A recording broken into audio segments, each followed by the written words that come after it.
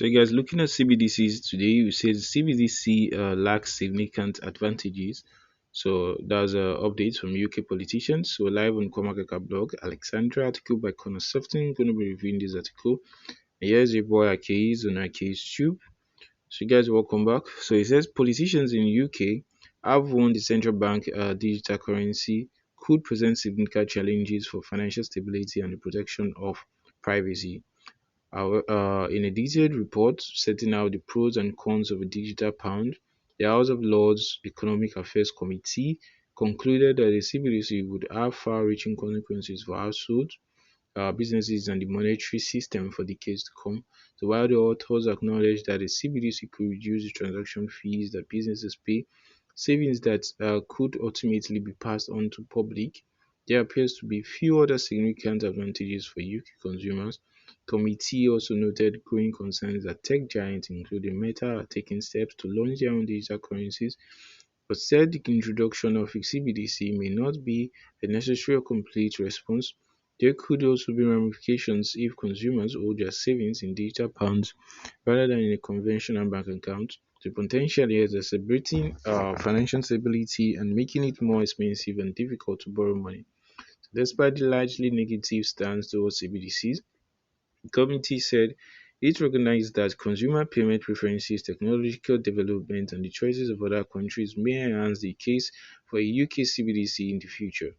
So, just some of the use cases set out for the so-called Bitcoin include a modernization of the way taxes are received, sweeping changes to the way welfare payments are made, introduction of micropayments. The AJ Bell's head of investment analysis, like Calef, explained this could be useful for low value commercial transactions, opening up the potential for consumers to pay small amounts of money for a fleeting service like reading a solitary news article instead of paying a monthly subscription. So you guys want to check out CoinMarketCap Podcast on Apple Podcasts, Spotify, and Google Podcasts.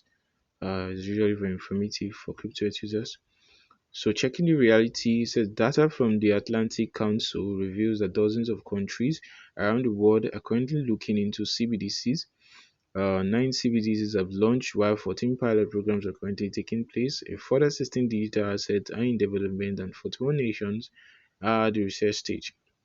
China is especially ahead of the curve when it comes to launching a CBDC, and the digital yuan is set to have a big role at the Winter Olympics in Beijing next month. So some CBDC advocates have argued that the UK and US are lagging behind when it comes to development, not least because these projects can take years to build. The Federal Reserve is set to publish an in-depth report into the pros and cons of a digital dollar within months, but the central bank remains on the fence when it comes to launching one. We have Jerome Powell, the Fed's chairman, said the Senate Banking Committee on Tuesday that he believes privately issued stablecoins could operate in tandem with an official CBDC provided that it was well regulated. Earlier this week, emails obtained by CoinDesk revealed that Donald Trump's special advisor and son-in-law, Jared Kushner, was an early supporter of creating the digital dollar.